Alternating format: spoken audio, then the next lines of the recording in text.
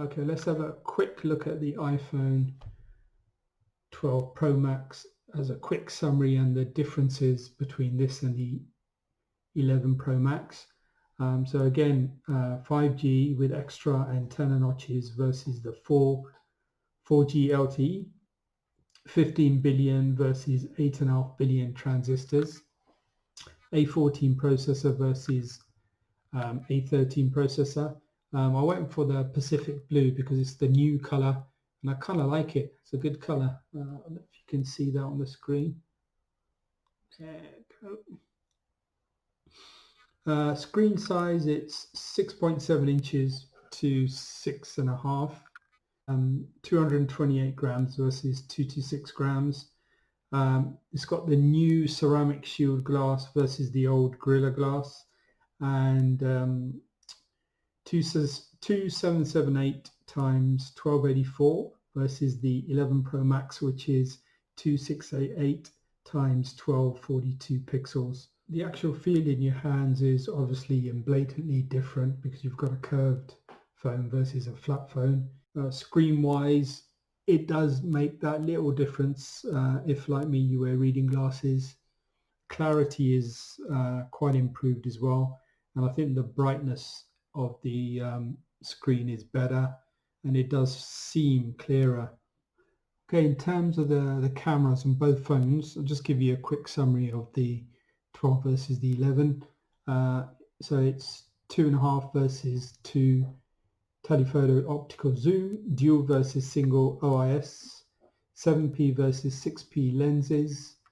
The focal is 1.6 versus 1.8, wide angle lens aperture, larger sensor and pixels for better low light shots, LiDAR camera for AR, VR apps and excellent portrait shots, Dolby Vision video, Smart HDR3, Deep Fusion 2, night mode portraits. So the Pro carries a 5mm larger in length and wide width sensor.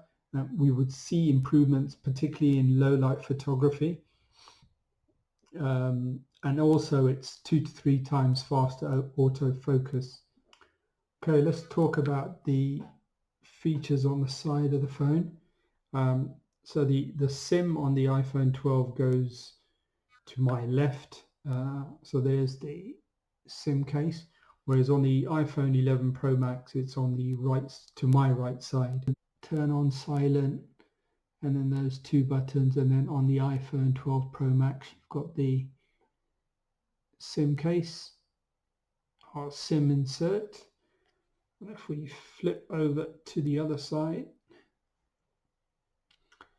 so there you got the main power button and the phone SIM insertion on the iPhone 11 Pro Max.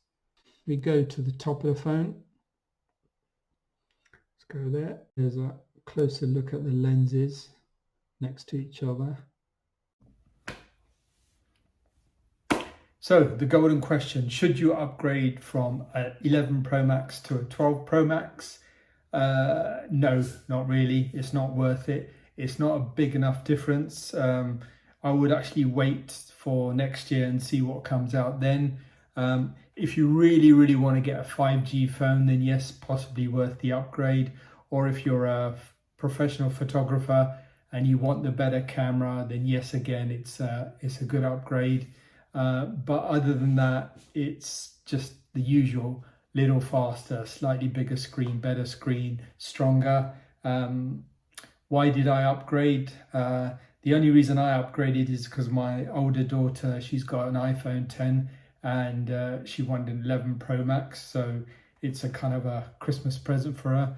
And again, I think because I'm a bit of an iPhone fan, it gave me the excuse to get the 12. So again, other than that, they're the only reasons I can think of getting a 12. So if you do decide to buy it, you will have fun with it. It is a good phone. And thank you for watching my video. I'm going to leave you with a small 3-minute extract from the Apple event where they talked about the iPhone 12 Pro Max a bit more in detail. Hope you enjoy. Thank you. This is iPhone 12 Pro. It takes our new design even further with premium materials. This includes a durable and beautiful surgical-grade stainless steel band and precision-milled back glass. They come in 4 new finishes, including an elegant silver, a rich deep graphite, a stunning gold, and an all-new Pacific blue. The Pro models also feature our incredibly durable ceramic shield. And these models have best-in-class water and dust resistance with an IP68 rating, so they can withstand submersion at up to 6 meters for 30 minutes. iPhone 12 Pro features our industry-leading Super Retina XDR displays. We were able to go from today's 5.8-inch to a much larger 6.1-inch display. And iPhone 12 Pro Max increases from today's 6.5-inch to a more expansive 6.7-inch display. So for people who want our biggest displays, this is the largest display ever in an iPhone, with our highest resolution. With A14 Bionic, we are able to bring deep fusion to all 4 cameras of iPhone 12 Pro, including the front-facing True Depth camera. iPhone 12 Pro features our amazing ultra-wide camera with the 120-degree field of view, and our new wide camera with faster f1.6 aperture and 7-element lens that lets in 27% more light.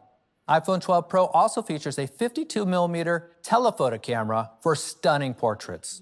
With the new telephoto, you can now optically zoom in 2.5 times for even closer shots. On top of that, we developed a completely new system for optical image stabilization that adopts a high-end DSLR approach called sensor shift. So we'd like to show you a sneak peek of a new feature that combines the control of shooting in RAW with the power of our computational photography. And that's Apple ProRAW. This will be an incredible feature for pros and will be available in the iPhone camera app on iPhone 12 Pro and 12 Pro Max later this year. We're also creating an API for third-party apps to capture images in Apple ProRAW. For the first time, we're bringing HDR video recording to iPhone. You can now record in 10-bit high dynamic range. iPhone 12 Pro is the first camera to record in Dolby Vision HDR. And we can do this at 4K resolution and 60 frames per second. We've pushed the industry with depth technology over the years, and today we continue that innovation with a LiDAR scanner.